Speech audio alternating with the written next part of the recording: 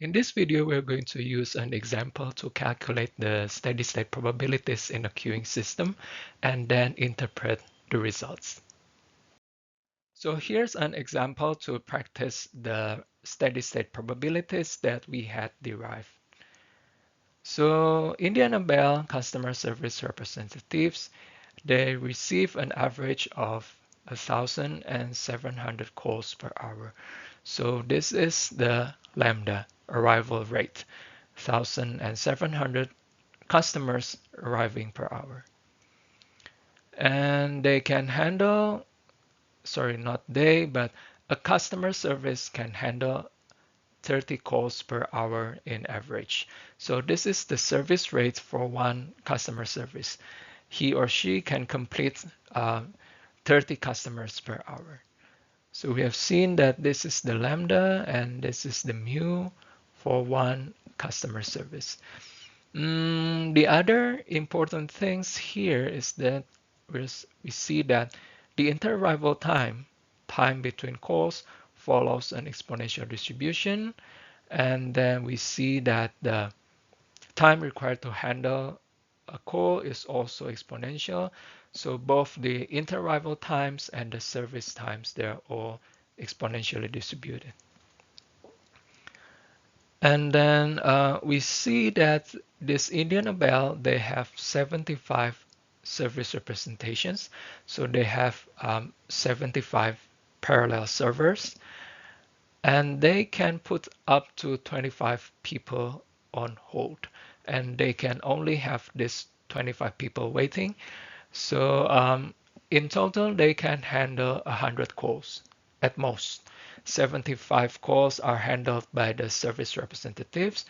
25 people, they are put on hold. If there is a caller coming in after we have 100 callers in the system, then they are lost to the system. Okay, because this system can only contain 100 callers, no more than that. There will be a pause in this video to give you more time to read about this example.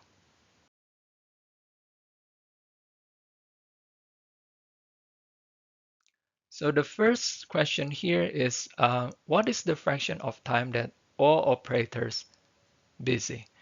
So let's create an observation. If we have zero call, then zero operator is busy, right? If we have one call and then one operator is busy, 74 operators are not. Up to when we have 74 calls, 74 operators are busy, one operator is not. When it is exactly 75 calls, then all operators are busy. But this is not the only case where all operators are busy, because if we have 76 calls, then 75 operators or all operators, they are still busy. Okay, so do not stop here at 75, because 76 calls and then so on up to 100 calls, we still have all operators are busy. So starting from 75 up to 100 calls, all operators are busy. Okay, and then when we're talking about the fraction of time, we can use the pi's. So we are going to calculate pi 75, 76 up to pi 100. And then going back here a little bit, if we have 100 calls, it means that 25 customers, they're on hold. And then we will not have more than 100 calls, because this system can only put up to 25 people on hold. Okay, so the answer to this question is the sum of this, pi 75, pi 76 up to pi 100. And then we may use these two formulas to calculate all the pi's here and take the sum. Remember that this is the definition of Cj. Now to calculate the steady state probabilities, we will need the lambdas and the mu's. Let's start talking about the lambdas.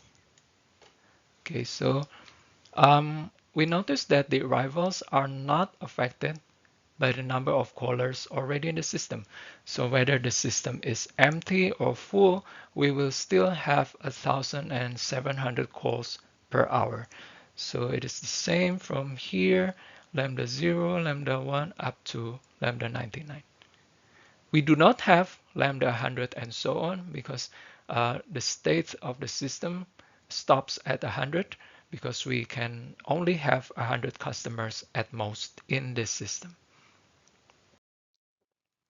The mu is a little bit more interesting because the service rate is affected by the number of callers already in the system.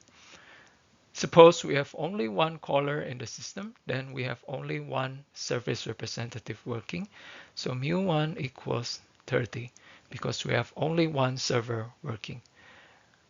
Mu2, when we have two customers in the system, we will assign two service representatives, so it will be 2 times 30.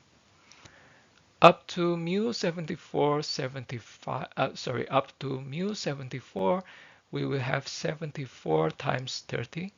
But starting from 75 up to 100, we will have 75 servers working in the systems. So the mu will always be 75 times 30, starting from mu 75 up to mu 100. So the second question asks, what fraction of calls are lost to the system? So a fraction of calls means that we're still talking about the pi. And then we realize that a call is lost to the system when the system is full, when it is completely full. So the probability of system being full is pi 100. So the answer to this question is you calculate pi 100. So that's the end of this video where we are using the birth and death process to derive the steady state probabilities. Thank you and see you in the next one.